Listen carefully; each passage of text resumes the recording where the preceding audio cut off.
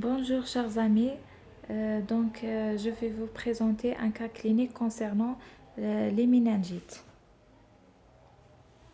Donc on commence. Euh, c'est une jeune femme âgée de 35 ans et amenée aux urgences par le SAMI pour coma. Il s'agit d'une jeune étudiante suédoise en France depuis 6 mois sans antécédent qui semblait en parfaite santé jusqu'à la veille au soir.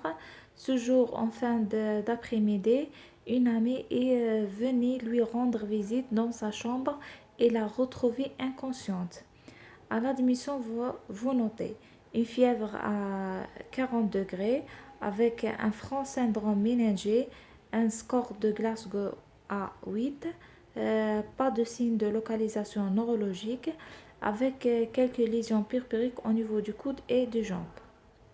Donc, pour résumer, on est devant un syndrome méningé fébrile chez une jeune femme sans antécédents pathologiques, avec des signes de gravité tels que score de Glasgow inférieur à 8 et des lésions purpuriques.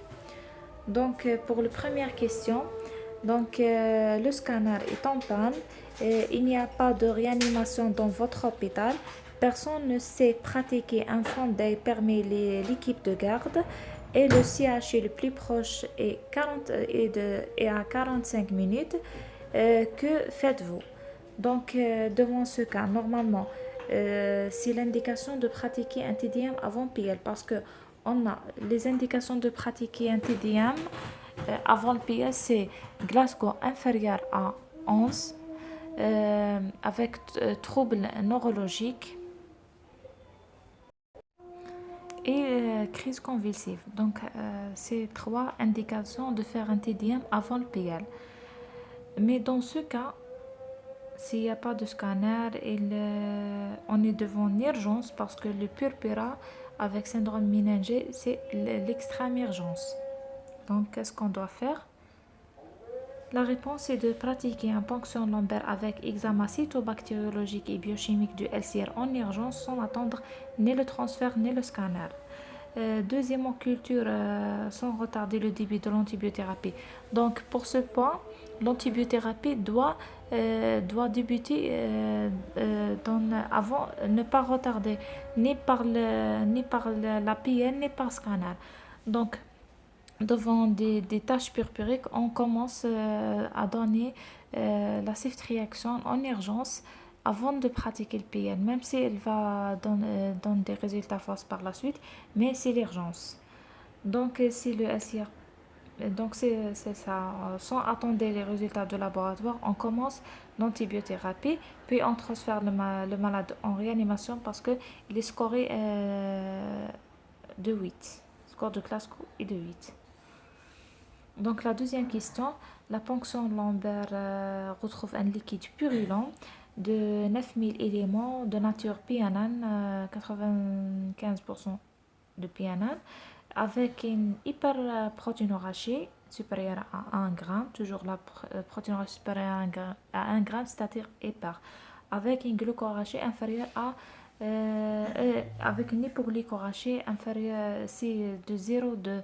Normalement, glycorachie est fait avec la glycémie. Elle est inférieure de la moitié de la glycémie. On considère comme hypoglycorachie. Donc, à l'examen direct, on trouve un coccygramme négatif. Le coccygramme négatif, on a deux étiologies à évoquer, soit gonocoque, soit méningocoque. Gonocoque ne fait pas des méningites, donc il ne reste que la méningocoque. Mais dans ce cas, c'est un peu la méningite à méningocoque. Souvent, on ne donne pas cette table de méningoencéphalite, ne donne pas les troubles de la conscience avec Glasgow inférieur à 8. Normalement, c'est méningite pure, méningite isolée dans le méningo. Donc, la question, quelle est l'antibiothérapie indiquée pour cette patiente? On est devant une méningite purulente à méningocoque. Le traitement curatif se fait par l'amoxicilline en IV. Donc en Algérie, on donne l'amoxicilline parce que le méningocoque en Algérie n'a pas un taux de résistance, la résistance contre l'amoxicilline. Par contre, en France, ils ont donné d'emblée le C3G parce que le méningo en France est très résistante. Donc, n'oublie pas l'éradication de portage pharyngé et de méningo par la rifampicine. Donc, ici en Algérie, on n'utilise pas la rifampicine parce qu'on est un pays d'endémie de tuberculose. On va créer des résistances contre la rifampicine. Donc, pour l'éradication de portage pharyngé, on donne en général soit la ciprofloxacine, dose unique, soit la rovamicine pendant 5 jours. Donc la troisième question, que faites-vous pour l'entourage et l'autorité sanitaire? Donc pour l'entourage, je suis tout sujet en contact étroit. C'est-à-dire ici il y a la notion de le, comment dirait le sujet contact. Le sujet contact, c'est un sujet qui est ayant un contact avec le cas index pour une durée prolongée, c'est-à-dire supérieure à 1 heure, avec euh, il est et aussi avec il est proche de sujet index par une distance inférieure à 1 mètre. Donc, c'est ça la définition de sujet contact. On éradique le portage pharyngé, comme j'ai déjà dit, soit par la rovamicine pendant 5 jours, soit par la cipro par une dose unique. Pour l'autorité sanitaire, il faut une déclaration immédiate du cas. Oui. Et aussi la tubage de la souche au centre de référence, l'Institut de Pasteur. La quatrième question. Et si ils ont changé le cas clinique, ils disent si l'examen clinique de SIR avait retrouvé cette fois-ci coccygram positif. Au début, ils disent si il est gram négatif, on a évoqué méningo. Et ici, si gram positif, qu'est-ce qu'on doit évoquer? En premier lieu, d'ailleurs, le coccygram positif, soit staph, soit strepto, soit entérocoque. Et si c'est la strepto, donc la streptococcus pneumoniae, on doit évoquer le pneumocoque. Donc, pardon, et ils disent si le coccygram positif, quelle est votre conduite à tenir? Donc, on donne la cifotaxime 200 mg par kilo en 4 perfusions, avec bien sûr l'adaptation selon l'antibiothérapie, avec l'adaptation de CMI. On peut faire la désescalade vers l'amoxicilline si c'est une germe, sensible. Donc, c'est pas un PSTP. Et la durée de traitement, c'est de 2 jours. Donc, pour l'entourage, il n'y a aucune précaution complémentaire parce que la méningite à pneumocoque n'est pas transmissible inter-humain. Donc, parce que le pneumocoque, ça profite de la flore orale, elle va faire une méningite, sauf si on a un terrain particulier d'immunodépression ou bien on a un port d'entrée évident, une brèche osteoméningée, bien otite, bien sinusite. C'est ça. Sinon, le pneumocoque, elle est là. Ça profite de la flore orale. Donc, cinquième question, la dernière question. Quelles sont les deux principales pathologies pour lesquelles l'émergence de la pneumocoque a de sensibilité diminuée à la pénicilline et pose un problème thérapeutique? Les deux pathologies qu'on a d'habitude de retrouver cette PSDP, c'est les otites et les méningites. Donc, on a terminé par le cas clinique. Maintenant, je vais vous donner un résumé sur les méningites en général. C'est pas vraiment un résumé, mais c'est une conduite à tenir. Donc, on commence par les points importants. Donc, les méningites, c'est une véritable urgence thérapeutique, véritable urgence diagnostique et thérapeutique vu la gravité de méningite, surtout bactérienne. Donc, il faut rechercher un syndrome méningite devant toute fièvre. Devant toute fièvre, on commence par rechercher un syndrome méningite pour écarter l'urgence. Donc, le syndrome méningite, il faut l'hospitaliser. Donc, en cas de purpura fulminante, faire une injection en IM ou bien en IV de la ceftriaxone au domicile. C'est-à-dire, dès qu'on voit le purpura, on donne une dose d'antibiotiques avant de transporter le malade à l'hôpital. Donc, pas d'imagerie avant le PL, sauf si contre-indication. On fait le PL, sauf il y a contre-indication, on fait le TDM pour éliminer les contre-indications de PL. La dexaméthasone, les corticoïdes, juste avant l'antibiothérapie, donnent le méningite à pneumocoque et un méningocoque pour l'adulte. La méningocoque, on doit donner l'antibio-prophylaxie pour les sujets contacts, plus ou moins la vaccination, plus la déclaration obligatoire parce que la méningite à méningocoque a une transmission interhumaine et elle va donner des épidémies. Donc la conduite à tenir. Le plan de conduite à tenir est très clair. Toujours, on va commencer par rechercher les signes de gravité. Puis on va compléter ces signes de gravité par faire un examen clinique complet. Et si par exemple on recherche le syndrome méningé avec les signes physiques, les signes fonctionnels, on recherche aussi les signes neurologiques. Parfois, c'est des signes d'encéphalite, puisque parfois il y a l'association de méningo-encéphalite. Puis on recherche les contre-indications de PL et les indications de faire un TDM. Puis on fait la PL, les hémocultures, les examens paracliniques. Puis on traite le malade, on donne l'antibiothérapie et n'oublie pas la surveillance de l'efficacité de la tolérance de traitement. Donc ici pour les signes de gravité, c'est premièrement le purpura extensive, trouble de la vigilance avec Glasgow inférieur à 11, instabilité hémodynamique et trouble de focalisation. Des signes neurologiques, donc soit purpura, soit trouble de vigilance, soit instabilité hémodynamique, soit des signes neurologiques.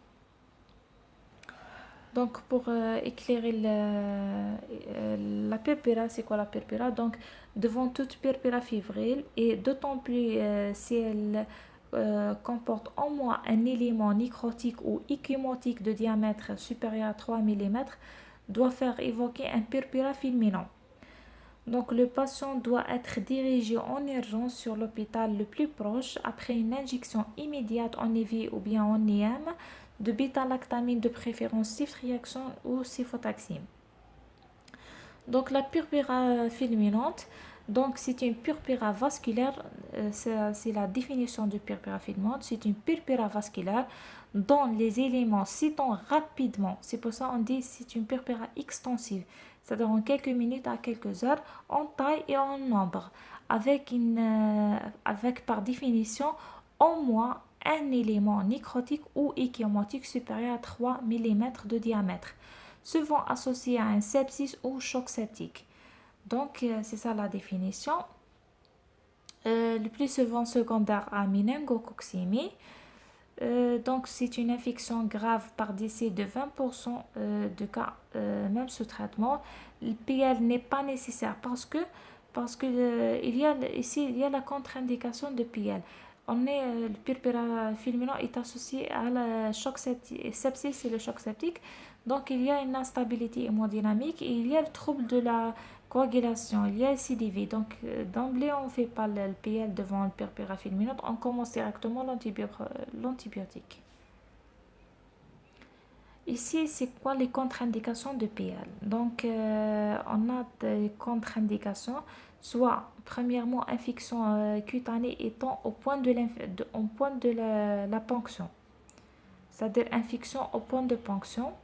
Deuxièmement, instabilité hémodynamique. Troisièmement, trouble de l'hémostase, type thrombopénie, bien CVD. Et quatrièmement, des signes neurologiques tels que, ou bien des signes de focalisation, déficit moteur, déficit sensitif, des convulsions, des signes d'engagement. C'est ça. En gros, c'est trois contre-indications. Infection de point de ponction, instabilité hémodynamique, trouble de l'hémostase et des signes neurologiques. Et pour les indications de pratique quotidienne, convulsion des signes neurologiques et Glasgow inférieur à 11. Donc, après écarter les contre-indications de PL, on pratique PL pour le SIR. Soit normal, soit purulent, soit clair. Soit méningite purulente, soit méningite à liquide clair.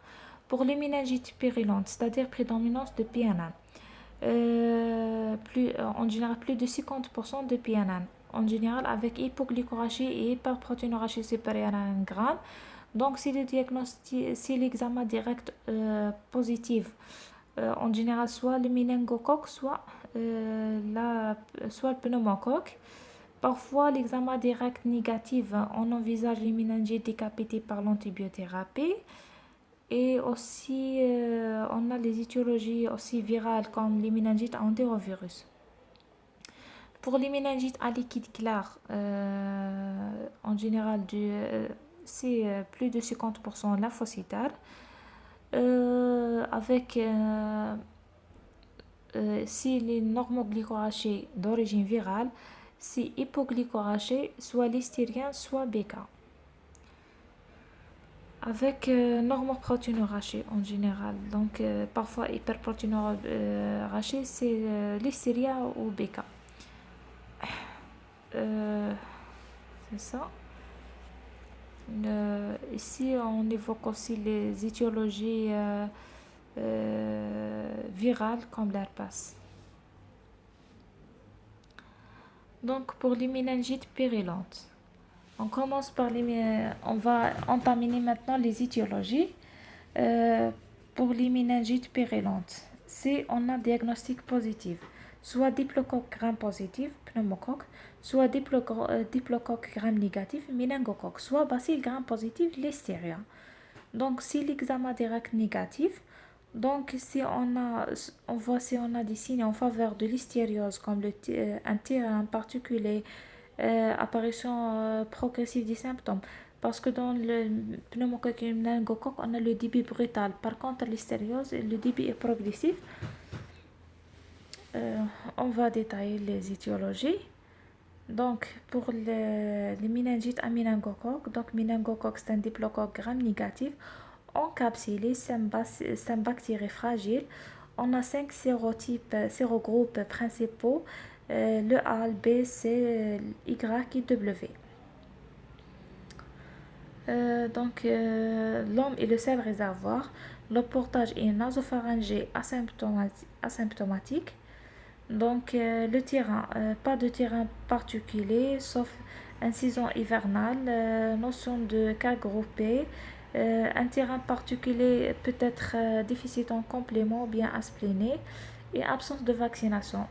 Cliniquement, le débit est brutal, le syndrome méningé est franc, pas de signe de focalisation et on note le purpura. Pour le LCR, on trouve une méningite purulente avec hypoglycérachie et hyperprotéinorachie. On pratique aussi des hémocultures. Le traitement C3G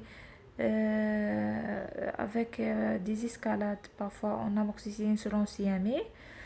Donc, si allergie, on donne si allergie à céphalosporine, on donne la ciprofloxacine ou la rifampicine pour une durée de 4 jours si évolution rapidement favorable, sinon 7 jours. Pour la prévention, donc la précaution complémentaire type gouttelette, PCA, levé 24 heures après le début du traitement antibiothérapie efficace. Si on traite le malade par le C3G, il va agir sur le portage pharyngé. Donc, après 24 heures, on lève les précautions. Mais si on a traité le malade par l'amoxicilline, on doit aussi éradiquer le portage par la Rova ou bien la Cipro. On n'oublie pas l'antiprophylaxie pour le sujet contact et la vaccination de l'entourage et bien sûr la déclaration obligatoire. Pour les méningites à pneumocoque, donc pneumocoque c'est un cocci gram positif encapsulé en flamme de bouger. Donc ici, comme j'ai déjà dit, le pneumocoque et ça profite de la flore orale. Donc on a besoin d'un terrain particulier et un port d'entrée. Pour le terrain, c'est l'immunodépression telle que l'alcoolisme, asplénie, infection par VIH, hypogammaglobulinémie. Pour le port d'entrée, soit une brèche ostéoméningée, c'est-à-dire antécédent de trauma crânien, bien chirurgie de la base du crâne, ou bien rhinorrhée claire. Rhinorrhée claire, c'est du LCR. Et aussi comme port d'entrée, infection orale telle que otite ou bien sinusite, ou bien infection pulmonaire. Donc, cliniquement, le début brutal, avec infection récente du voie aérien telle que otite, sinusite, pneumonie. Le syndrome méningé est franc, purpura possible mais rare. On a aussi des signes de localisation. Ici, dans le pneumocoque, on trouve beaucoup plus un méningoencéphalite, pas comme le méningite à méningocoque, on trouve une méningite isolée. Donc pour le PL, on trouve méningite purulente avec hypoglycórachie et hyperprotéinorachie. Donc on pratique aussi les hémocultures, l'antigène soluble à pneumocoque. Le traitement par C3G, céphalosporine. Si allergie à la céphalosporine, on donne la vancomycine plus la rifampicine ou bien la meropenem pour une durée de 10 à 14 jours. Donc la prévention, pas de précautions complémentaires parce qu'il n'y a pas de transmission interhumaine. On donne la vaccination pour le sujet à risque, tels que les aspléniques ou bien les sujets qui ont une brèche ostéoméningée. Maintenant, on passe méningite à liquide clair. Donc, surtout, il ne faut pas passer à côté des trois étiologies. L'herpès, l'hystéria, le BK, parce que ce sont trois causes curables et nécessitent un diagnostic et un traitement précoce. Donc, toujours prendre la température devant un trouble de comportement ou bien convulsion, même s'il n'y a pas de syndrome méningé. Donc, la méningoencéphalite à liquide clair, on traite l'acyclovir plus l'amox en urgence. L'acyclovir pour viser l'herpès, l'amoxicilline pour viser l'hystéria. Donc, toujours on dit l'encéphalite liquide, l'encéphalite clinique plus méningite lymphocytaire normoglycorachée, on traite anti-herpès, c'est-à-dire par l'acyclovir, et anti-lystérien par l'amoxicilline, et à débuter en urgence de manière probabiliste. Donc, pour les étiologies, on commence par le méningite à l'hystéria monocytogène. Donc, c'est un bacille gram-positif. Elle est présente dans l'environnement. Contamination digestive par les crudités, fromage non pasteurisé. On a besoin d'un terrain particulier, soit sujet âgé plus de 50 ans, soit grossesse, soit alcoolisme, soit immunodépression par corticothérapie ou bien par chimiothérapie. Donc, la clinique est très particulière dans l'hystéria. Elle donne aussi un méningoencéphalite par la rhomboencéphalite avec syndrome méningé.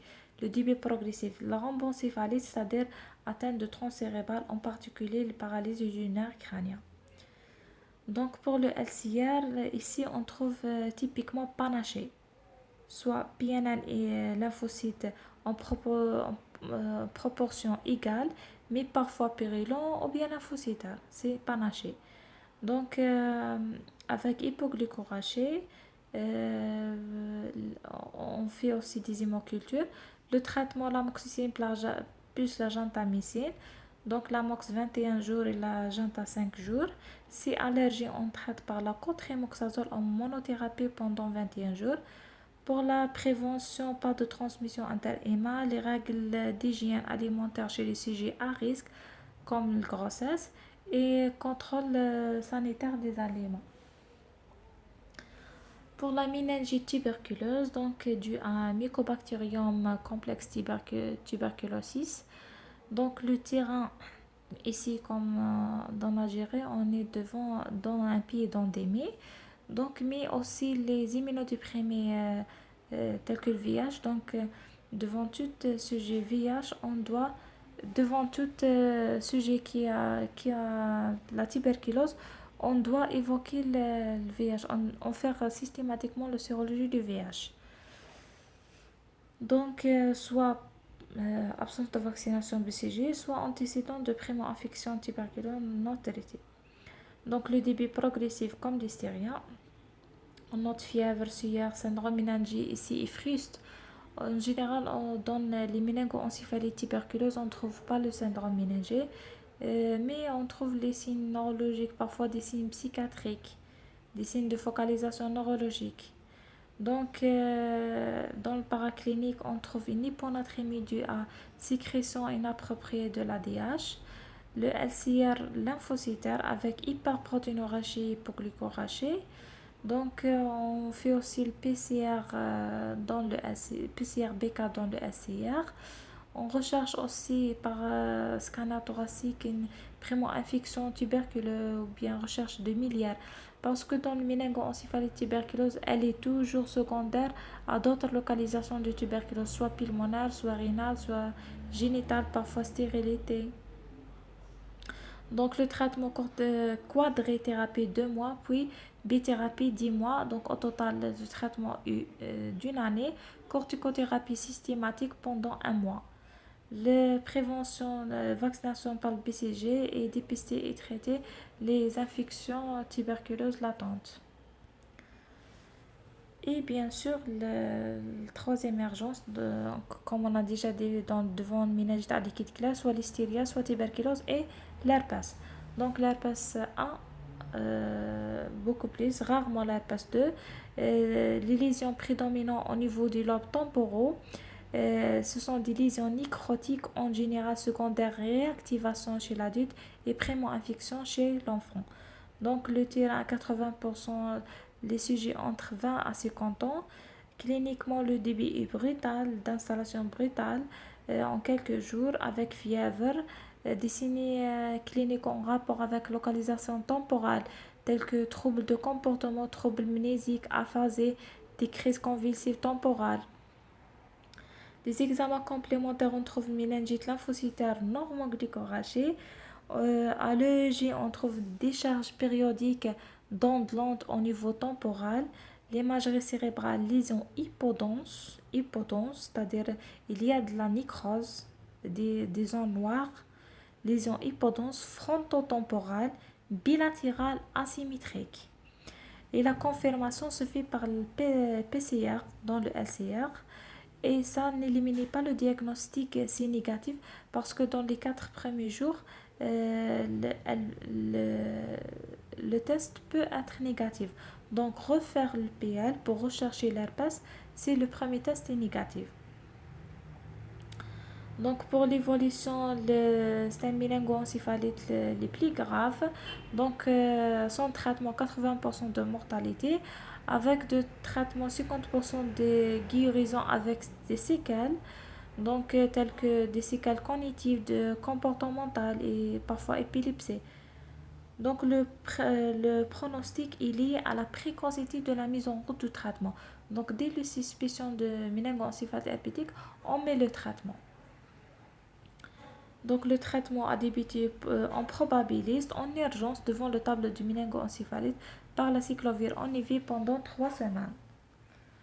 Donc grosso modo ici la méningoencéphalite lymphocytaire. Donc pour les dans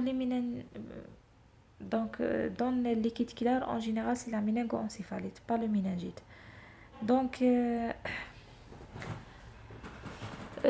c'est traitement étiologique en urgence. On fait un IRM, l'EEG. En attendant de la documentation, on traite le malade par la cyclovir plus l'amoxicilline avec réévaluation en 48 heures. Selon la documentation, si l'herpès, on donne la cyclovir pendant 3 semaines. Si l'hystéria, on traite par l'amoxicilline plus l'agenta, mox 3 semaines. Et l'agenta, la listeria a une euh, résistance naturelle contre le C3G. C'est pour ça qu'on donne l'amoxicilline plus l'agenta. Tuberculose, c'est quadrithérapie. Isoniazide, rifampicine, pyrazinamide et ethambutol pendant 2 mois. Puis isoniazide plus la rifampicine pendant 10 mois. Au total, c'est 12 mois, une année. Et la corticothérapie pendant un mois. En général, on donne la prednisone en Algérie, 1 mg par kilo. Donc, pour les méningites purulentes, on évoque soit le méningocoque avec une début brétale. En général, elle donne la méningococcémie avec purpura fulminante. Donc, le méningite est isolé. Soit le pneumocoque avec méningoencéphalite à pneumocoque, toujours un terrain et un port d'entrée. Aussi, le méningite à pneumocoque a un risque de récidive. Donc, pour les méningites à liquide clair, trois étiologies à évoquer en urgence parce que ce sont les trois étiologies qui sont curables. C'est l'hystéria, c'est